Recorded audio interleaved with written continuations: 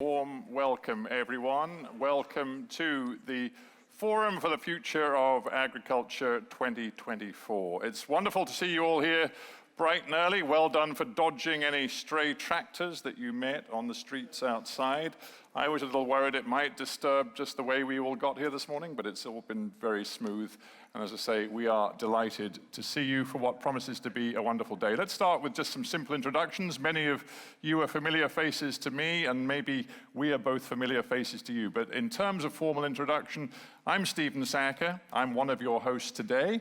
And I'm Rose O'Donovan, Editor-in-Chief of the Brussels-based publication AgriFacts. Rose, it's great to be with you again, because Rose and I have become a bit of a double act here. If you look at the top there, you'll see that our broad theme for this forum is restoring the opportunity for food system transformation. And the wording there, I think, hints at something which we're going to be discussing quite a lot today. This notion of restoring the opportunity does suggest that right now, things are not easy when it comes to this whole debate about how to push forward food production systems in Europe and around the world, which both satisfy the world's needs for food, nutrition, but also address the needs to be careful custodians of our planet. The EU for years now has been talking about the Green Deal, the farm to fork strategy, which is going to combine food production with those goals of sustainability and environmental responsibility. And let's be honest about it, it's proving to be pretty tough going right now. We're in a European election year. We see the anger and discontent in farming communities across Europe. We see that some of the environmental and sustainability goals that have been set are now being a little bit watered down. We see some difficult political negotiation within the EU Commission. Some would argue the Commission itself is somewhat dysfunctional right now. So we're going to be digging deep into the European and the global picture, and we do very much want you to be involved in our panel discussions. Thank you, Stephen. Well, as Stephen said, we are going to delve into the topic of restoring the opportunity for food system transformation. So this discussion is really coming at a pivotal time when food and agriculture are at the top of the strategic and political agenda, not least because of the European elections in June, as Stephen said, a new administration in the European Commission by the end of the year, and discontent here in Brussels this morning, as you say, and across Europe. We are going to have a wide and varied agenda with a very impressive lineup of panelists and guests. But before I kick off proceedings, I would like to go through the housekeeping announcements, if you don't mind. So we're going to make this forum as interactive as possible. And with that in mind, there will be an opportunity later on for you to ask your questions. We will have roving microphones available here in the auditorium. And for those of you online, a very warm welcome to you joining us online this morning. And just for your information, you can send through your questions in either English or French in the chat box that should appear on your screen right now. And both Stephen and I will translate those into the vernacular English. So now, and ladies and gentlemen, you can also follow the forum on X at ForumforAg. And if you do tweet something, be sure to mention hashtag ForumforAg. I would also ask those of you in the square to now mute your phones. And it is my pleasure to moderate the panel discussions during the course of the day with my co-host, Stephen. But for now, I leave you in the capable hands of Mr. Stephen Sacker. Thank you so much, Rose.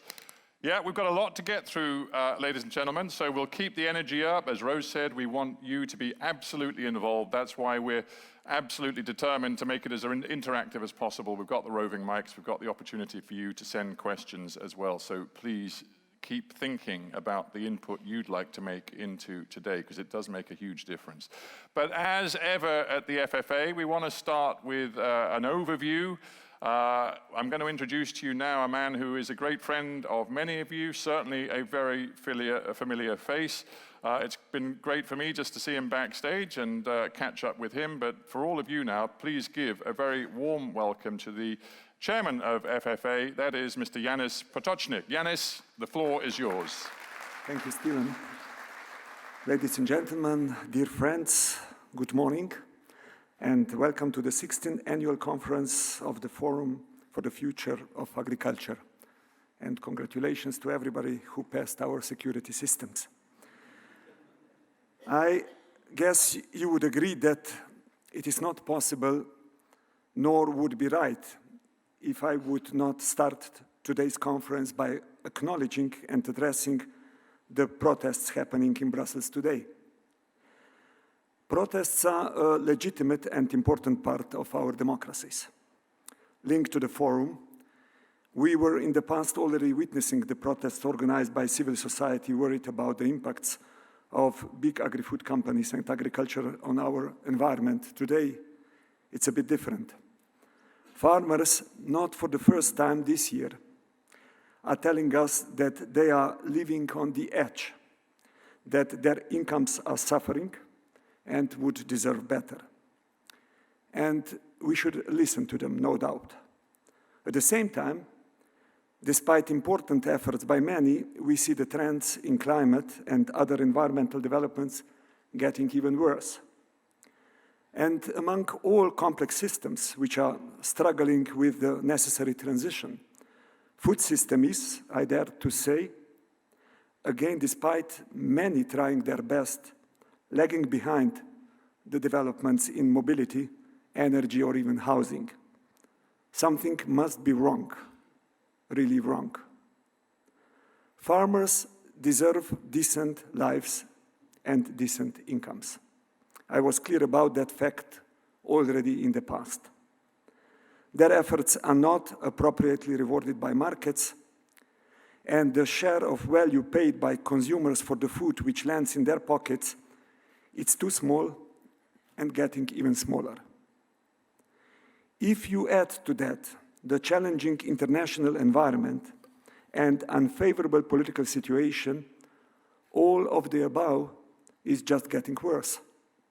And indeed, also some requirements linked to the public support they are receiving are too complex and time-consuming, especially for small farmers, and would deserve attention by the incoming Commission. But let me reiterate again, since this is the message our forum is underlying for years. The interests of the farmers and environmentalists are to a very large extent the same, and they need to work hand in hand in cooperation, support, and understanding.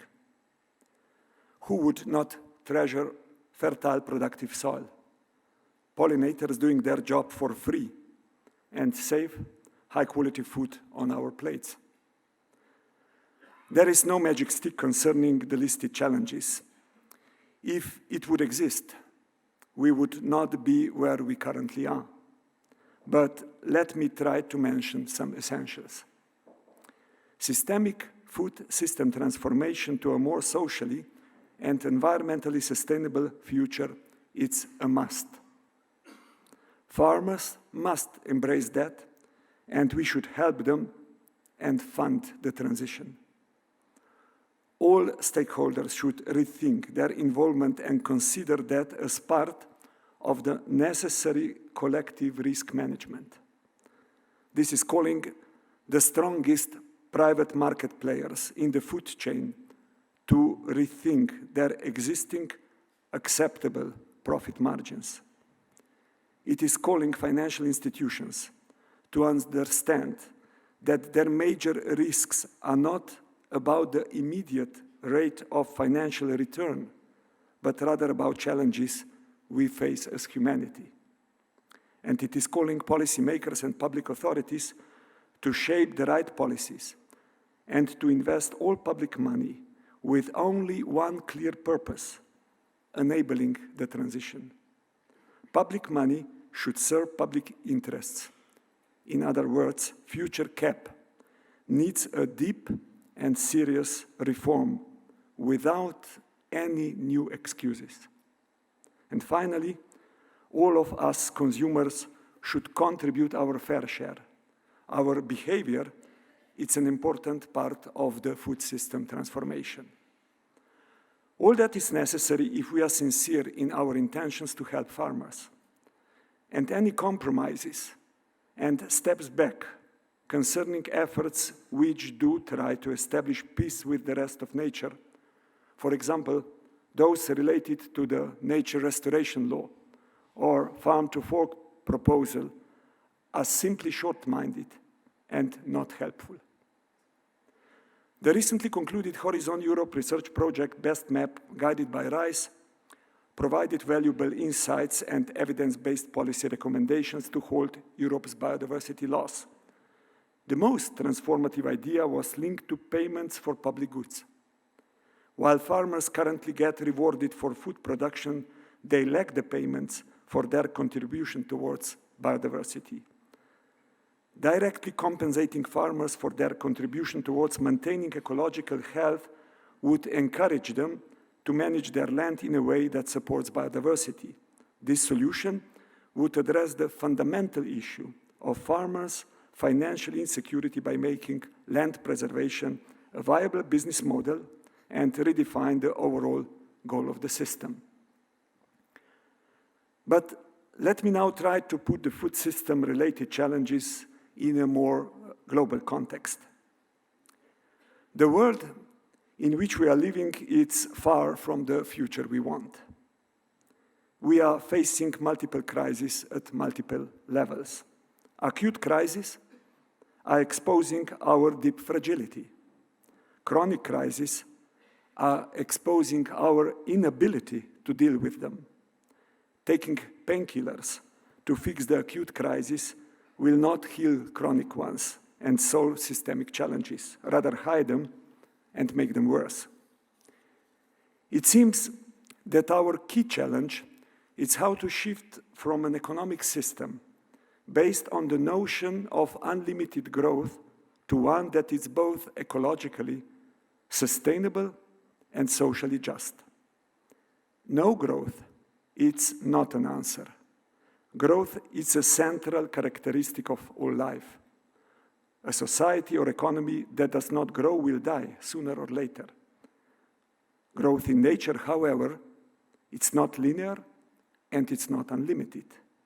While certain parts of organisms or ecosystems grow, others decline, releasing and recycling their components, which become resources for new growth. And farmers do understand that cycle best. It appears that the linear view of economic development, as used by most mainstream and corporate economists and politicians, corresponds to the narrow quantitative concept of economic growth, while the biological and ecological sense of development corresponds to the notion of qualitative growth, to the well-being. Recent mathematical models demonstrated that in market economies, the natural inclination of wealth is to flow upward, and that only redistribution could set limits on inequality.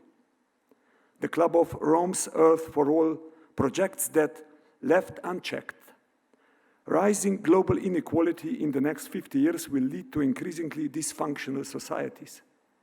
According to the authors, we will see negative social tipping points before severe environmental tipping points. Equity and poverty alleviation is key if we want people to be concerned about regenerative economics and decarbonization. In the last decades, attention by policymakers was mainly given to the climate change, with good reasons, but with limited success. Some facts. According to Statista, global CO2 emissions in billion metric tons were in 2023 higher than ever before. Copernicus informed us that global surface temperature already increased practically to 1.5 degrees Celsius above pre-industrial level in 2023. Surprisingly, I do not hear anybody really panicking. And the most worrying fact, according to IMF, fossil fuel subsidies topped $7 trillion or 7.1% of GDP in the year 2022, which is the last year for which we have the figure. So it was the highest yearly figure ever. So get ready. It will get worse. And yes, farmers, being most dependent on nature and weather, will be unfortunately hit first and most. The costs associated with climate change are already here. Last summer in my own country, Slovenia, was that the best example. Many are showing a great level of solidarity with those hit by extreme weather events. But why are we ready to show this solidarity only ex post, when we already face consequences and human suffering and not ex ante to avoid them? According to the latest scientific findings, we are already crossing 6 out of 9 planetary boundaries, which is obviously pushing us out of the safe operating space in which our societies have evolved. In a scientific work recently published, authors of the Behavioral Crisis Driving Ecological Overshoot claim that climate breakdown is actually a symptom of ecological overshoot, which in turn is caused by the deliberate exploitation of human behavior. We need to become mindful of the way we are being manipulated. The material footprint is dangerously under-discussed. Most climate solutions proposed so far only tackle symptoms rather than the root cause of the crisis. This, they say, leads to increasing levels of free levers of overshoot: consumption, waste, and population. Where discussion of climate often centers on carbon emissions, a focus on overshoot highlights the material usage, waste output, and growth of human society, all of which affects the Earth biosphere. In short, the main problem in our growing societies are our consumption and production patterns designed by the industrialized world, which are wasteful and unjust. If we do not change them, we will face increasingly severe environmental impacts while not having even basic human needs met. If I would be a bit provocative, providing humans with abundant, cheap, all only renewable energy, but not addressing the current production and consumption behavior patterns would be like providing humanity with the license to kill. Hart Hagen, environmental journalist, has nicely summarized this by saying, a species causing the extinction of 150 species per day does not need more energy to do of what it does. Climate change could only be effectively addressed by combining currently prevailing supply-side solutions linked to energy decarbonization with demand-side solutions related to behavioral change, including decoupling, and nature-based solutions exploiting the potential of ecosystem services and environmental sinks. By the way, this was finally better recognized also at the recent COP28. But this was COP28, not COP1. Decarbonization and decoupling of our economic growth and well-being growth from the resource use and environmental impacts must go hand in hand. We need consistency among how we try to solve climate and other environmental and social targets and challenges. This would also make energy transition much easier and even feasible. The International Resource Panel research, you might know that I'm co-chairing that initiative, and here I'm coming to the very recently Global Resource Outlook 2024 is showing that the unsustainable resource use is driving the triple planetary crisis. Extraction and processing of materials, everything we get from the earth, are driving 60% of climate impacts, if we include also land use change, over 90% of land-related biodiversity loss and water stress, and around 40% of health-related pollution impacts. All, unfortunately, see increasing trend since our last global assessment 5 years ago. In total, global material use has increased by over a factor of 3 since 1970. If current trends would continue, it is projected to grow for 60% till 2060. The wealthiest benefit most from the resource use and are also most responsible for environmental impacts. Meanwhile, many low-income countries still do not consume enough material even to meet their basic human needs. IRP scientific attention is focusing on unpacking the drivers and pressures leading to the consequences we face. Our research is showing that we need fundamental systemic shifts in how we use resources, away from a wasteful linear production and consumption systems towards circular, resource-efficient societies optimizing well-being for all. For breaking the links between ever-increasing resource use, economic development, human well-being, and environmental impacts, as mentioned, decoupling is a must. What is actually the major novelty of the Global Resource Outlook 24? We are simply setting the order right. Economy was invented to serve humans and not the opposite. So we are looking at how to optimize provisioning systems, human needs, rather than maximizing the output of individual sectors. We acknowledge the usefulness of GDP, but we should be guided by well-being. We propose to focus on most resource-intensive provisioning systems, built environment, mobility, food, energy, which represent 90% of all global material demand. Focusing on human needs would allow and incentivize cross-sector innovation and shifts to a more future-fit business models. Material needs for provisioning systems, human needs by income groups, are showing clear and very interesting development pattern. For low-income countries, main material requirements are linked to food provision, 54%. For the middle-income countries, most material requirements are linked to food provision, 36%, and housing, 28%. For middle high-income countries, main material requirements are linked to housing and mobility, for each one 34%. And for high-income countries, for us, the material requirements are pretty equally distributed among food, built environment, mobility, and energy, altogether accounting almost 90%. What can we learn from that in the context of today's forum? Food, it's a basic human need. Only when the need for food is met, people aspire to satisfy the need for a safe space to live. And only when the food and shelter needs are met, they aspire to meet the need for mobility. When it comes to environmental impacts, the food system is responsible for around 20% of climate impacts, but it has a far, far greater impact in the context of land and freshwater biodiversity loss and water stress, ranging from almost 60 to almost 80%.